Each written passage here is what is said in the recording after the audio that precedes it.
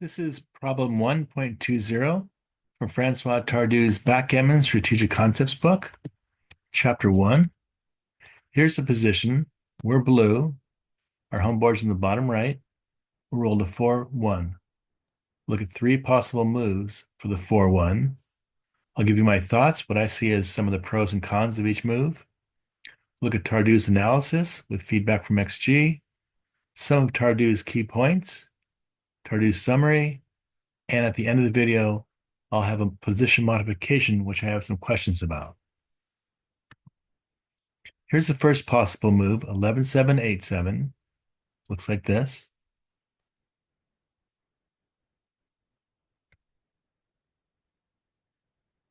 It makes the bar point, which blocks white's sixes. It duplicates white's good threes. He can hit us with a three, can make points in his home board with a three. Sets us up for a strong priming game. It does pass up an opportunity to make our 4-point and cover the blot on the 4.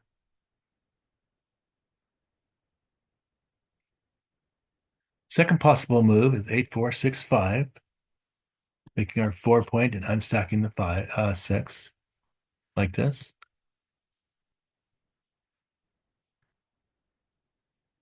It covers the blot on our 4-point. It gives us the rack, which is the 4, 5, and 6 points in our home board, which are considered to be the three best home board points. Unstacks our 6-point and adds a builder to the 5-point in the process of doing that. Third possibility is 24-23, splitting our back checkers and covering the 4 from the 8.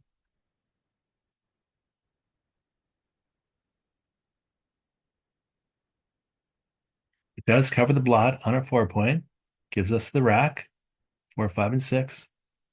Does not unstack the 6-point. There's still 4 checkers on our 6-point. It splits our back checkers, which could become targets if white fails to extend his prime on by making the 20 or 21 or 22 points. He may be able to hit us loose or make a point on the 24 or 23 and hit us.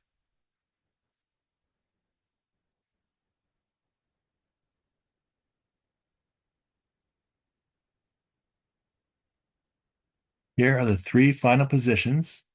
Take a look at each final position. Take a look at the features of each position, the pip count, the strength of each player's board, and the threats facing each player after each move, and try to decide which move you would make. Here's the first possibility, making the bar point before and after. Second possibility, making the 4-point and unstacking 6 before and after.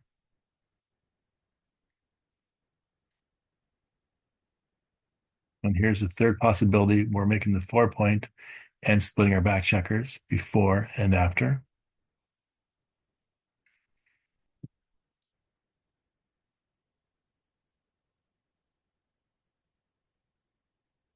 Let's look at Tardieu's analysis with feedback from XG. The play where we're splitting our back checkers and covering our 4, we are making an innerboard point, which is helpful most of the time, especially if it's the 4 or the 5. And here we're making our 4-point, so that's good. But we're splitting the back checkers, and that's not the right idea. By splitting the back checkers, we're giving white targets to shoot at if he fails to extend his prime. The second best play, making the 4-point and unstacking the 6, does make the rack the 3 best points in our home board, 4, 5, and 6. It unstacks the 6 and adds a builder to the 5, which are all good. However, there's a better play available,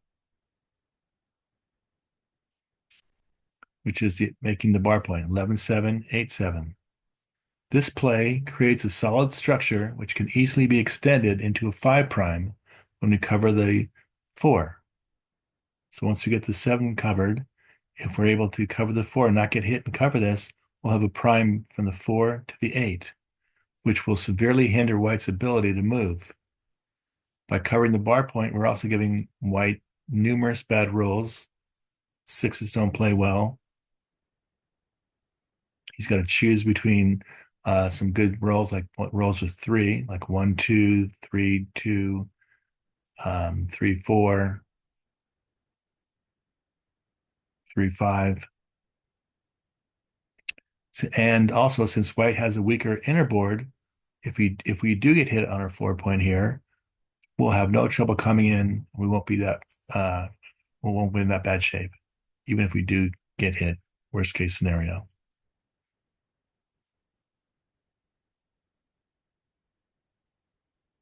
Some of Tardieu's key points. Covering the 4 point is the first play that comes to mind.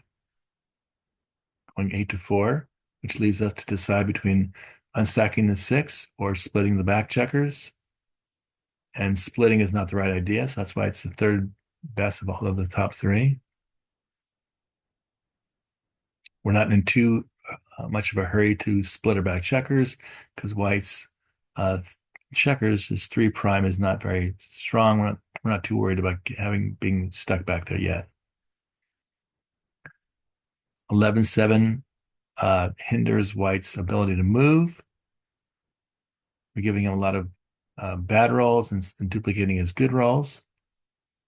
And if we do get hit on the 4 point, we won't be in that bad of a shape.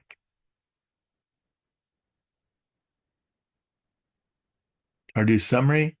It's easy to overlook the best play when you're in the heat of the action and playing on autopilot, playing too fast. You need to take your time, look at the whole board, look at all 4 quadrants of the board, looking at all your options, getting you all the information possible so you can analyze your position and make the best move. If I modify the position, split white's back checkers, then it becomes more beneficial to make the 4 point. I think it has something to do with strengthening our blitzing potential at the same time as improving our prime by making this 4 point. But honestly, I'm not 100% sure. So that's why I'm looking for any ideas, any feedback. Any and all feedback is welcome.